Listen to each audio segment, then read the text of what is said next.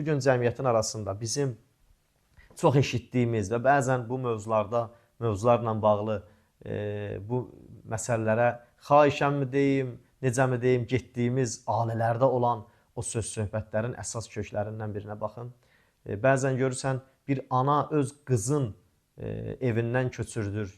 O xanım gedir, başqası ilə ailə qurur.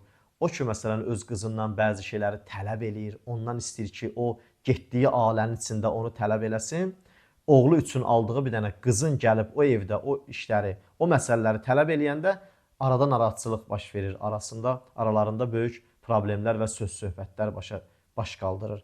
Necə ola bilir ki, sən ər evinə köçürtdüyün qızdan ki, onun o ailədən bəzi tələblərini istəyirsən, amma sənin evinə gəlin gələndə oğlunun xanımı səndən bu şeyləri tələb eləndə razı olmursan. Bir halda ki, özün bu işin elə bünövrəsini qurmuşdun. Baxın, çox mühüm məsələdir ki, bu mətləbə xüsusi diqqət olunsa, ailələrdə çox mehribançılıqlar hökm sürəcək.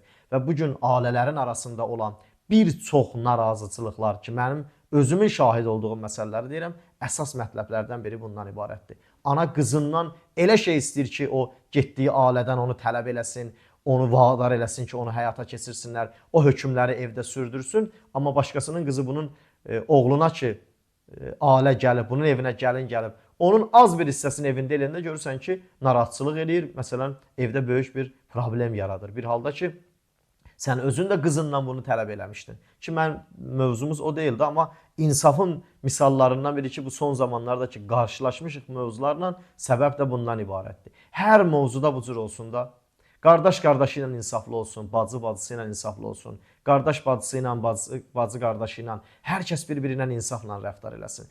Ata övladları ilə, övladlar atası ilə, övladlar anası ilə, ana övladları ilə, xanım yoldaşı ilə, yoldaşı xanımla, hər kəs öz arasında insafı qursa, insafla rəftar eləsə, görün nə böyük bir fəza yaranar, nə böyük bir doğrudan camiyyədə bir xoşbəxtçilik hökm sürar. İnsanların arasında xoşbəxtçiliyin aradan getməyi, münasibətlərin pozulmağı, arada ixtilafların çoxalmağı, bir-birinə qarşı məhəbbət və sevginin azalmağı, bir-birinə qarşı rəğbətsizlik, bir-birinə qarşı düşmənçiliklər, hamısı bir-birinin əvvəldə bir-birinə qarşı münasibətdə insafı itirməkdən ələ gəlir.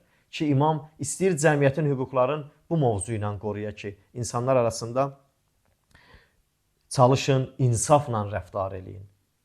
Ki, məsələn, bir nəfər öz işçisin, bir müdür, bir iş sahibi özünün tabeliyində olan işçiyə ki, o cür davranır, birdən ondan böyük vəzifədə olan, onun üzərində o cür davransa ki, razılığı yoxdur, gərək işçilərinə də o cür davranmaya. Cəmiyyətin müxtəlif sahələrinə başvursaq, biz hər cəhətdə insaf gərək hər yerdə hakim ola.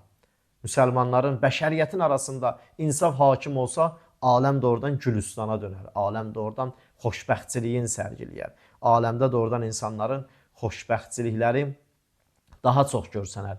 Evlərdə, cəmiyyətlərdə, iş yerlərində, idarələrdə, müəssisələrdə hər yerdə görərsən insanların üzündən təbəssüm əksik olmur.